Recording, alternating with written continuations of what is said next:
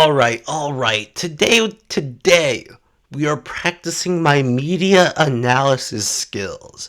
My ability to analyze media and make it make sense to you, the audience. And that's what we're doing today. Thank you for watching.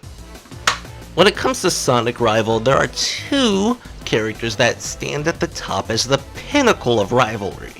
Metal Sonic and Shadow the Hedgehog. When talking about these two characters, it's really nice and cool and amazing to look at them because you understand that every fucking Sonic rival is simultaneously a rival to Sonic while also being a mirror of another rival. Metal Sonic and Shadow are very similar and differentiate in ways that I find to be unique and intriguing. So today we're going to be looking at that.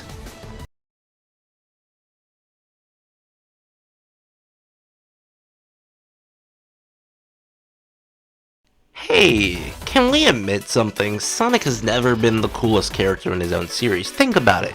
You close your eyes, you're not going to think about any other character first, obviously.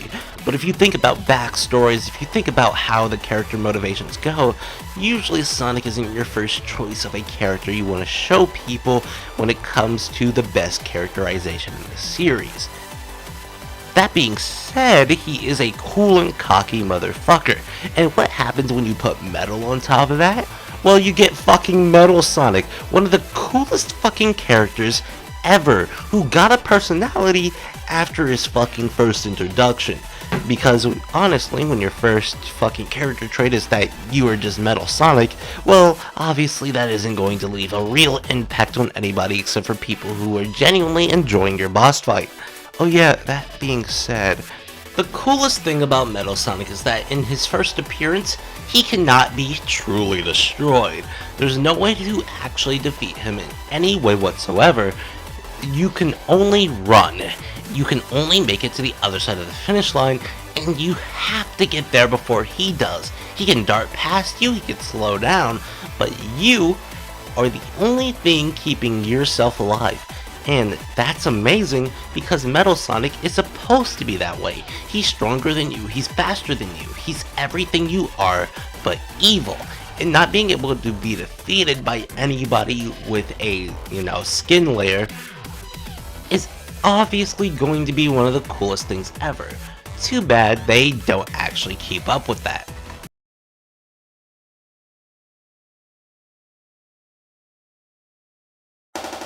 Let's be fucking real. After the events of Sonic Adventure 2, why in the fuck would I ever want Metal Sonic back? People would regard that as a classic era foe, something to be left in the limelight to never return up until, we got our classic era shit more modernized within like 2024 and shit like that. But other than that, we wouldn't even really need Metal Sonic to ever come back in any capacity. But in Sonic Heroes, he came back and he was the coolest fucker ever. Let me play the clip. All living things kneel before your master.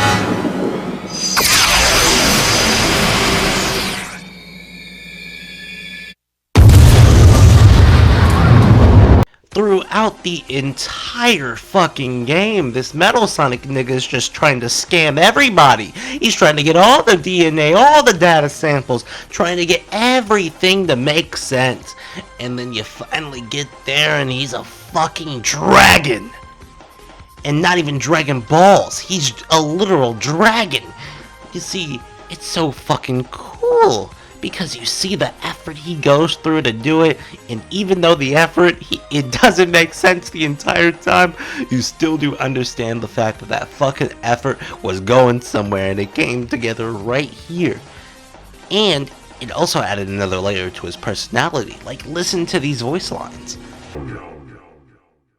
Long time no see, Sonic, my loathsome copy. Overlord, Metal Sonic, I am the real Sonic.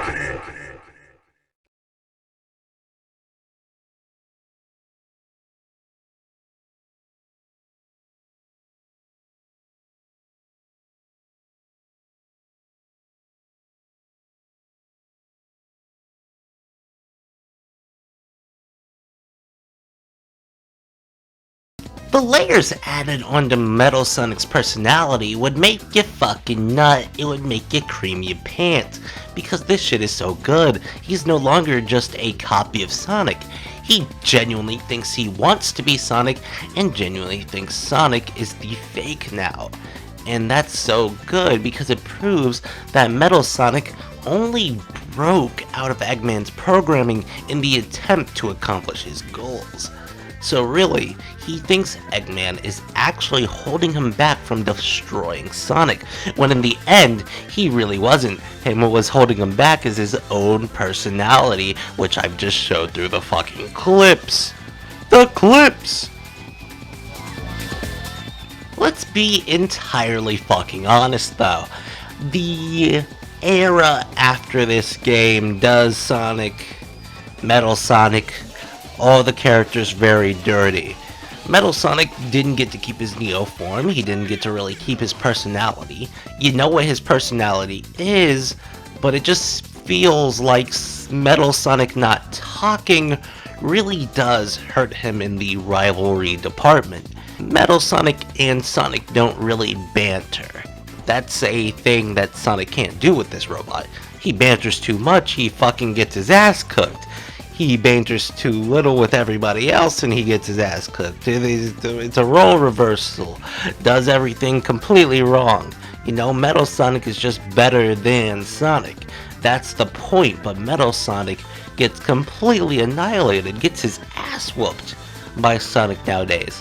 Metal Sonic needs to go back to being that character who comes through and he fucking wrecks everybody's shit, and it probably takes like fucking Super Sonic to truly take him out within the story.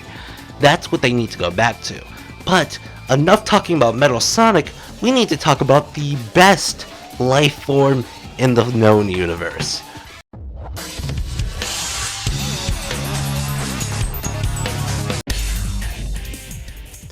Think about this, you're in an era now, Sonic's personality has been truly expanded. He has voice lines, he has fucking character actions he can take, he's in a new era.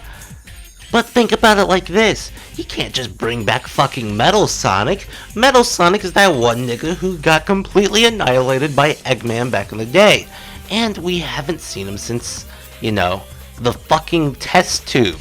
He's literally a test tube baby. We can't have that nigga in there, so let's replace that test tube baby with the actual test tube baby. Shadow the Hedgehog, the ultimate life form. The cool thing about Shadow the Hedgehog being an absolute reflection of Sonic is that it's not that fucking Shadow is a quite literally different from Sonic and doesn't care about everything, just how they do things is different. He always comes off as straight to business. As in the clip I'm about to show you, it really accentuates that if Shadow needs or has a mission or a goal, he will always do it. And you can even tell this in his first scene. The scene is so immaculate, so fucking good. You can tell what kind of character this is from the first scene, and you don't really need more context than that. He must be using the Chaos Emerald to warp Shadow. I'm the world's ultimate life form. Farewell. Shadow. Wait. No! Stay where you are! Keep your hands up in the... Even in his first appearance, you can tell that Shadow's a down-to-business character. Now, what you may be saying is, hey, Knuckles is a down-to-business character too, but the difference between Shadow and Knuckles is that Knuckles doesn't really have the time to waste. He has a duty to protect something. Shadow just wants to get the job done. Knuckles is only attacking Sonic in fucking Sonic 3 because he has a duty to protect the Master Emerald. I don't think we've seen Knuckles be like so far down to business like that in any other context. Really, think about it. He protects the Master Emerald fiercely, but he isn't really that big of a deal otherwise. Meanwhile, Shadow, you put him on a task and he's not going to be as free-flowing as Sonic. Sonic might take a couple of detours, might wait a little while. Shadow will go straight to the point, and we can take a look at almost any other cutscene that he's in. I bet I can even just pull up a random one that you haven't thought about in like 3 months, and I can pull that up and we will still see Shadow's personality flying through. So let's do that.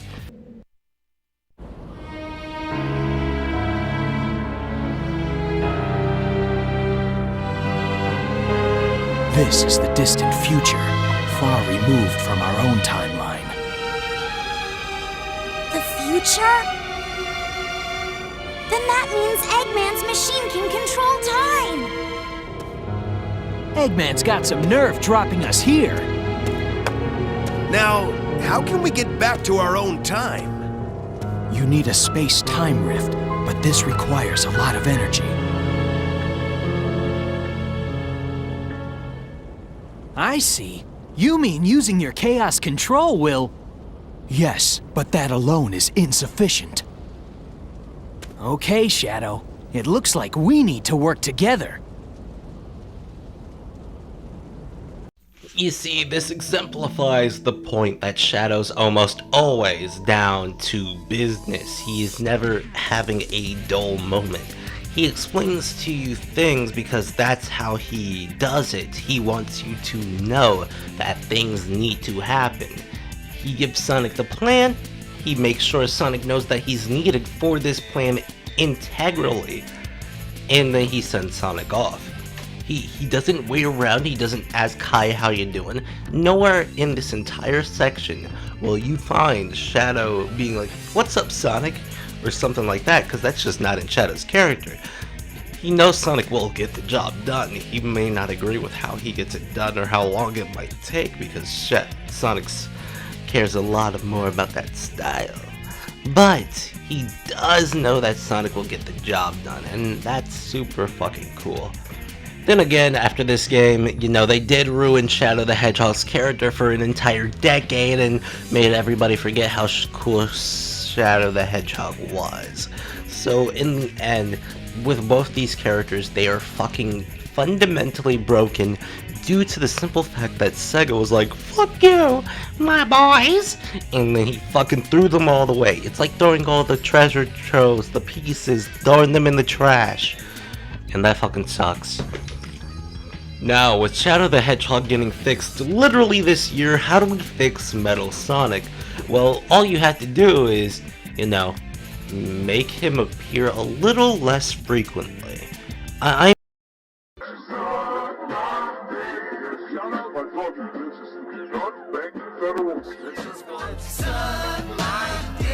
Put your nose up in these bridges. We'll see a deep throat, 0.5 inches. Yeah. I stuck my fingers in. You were hiding, girl.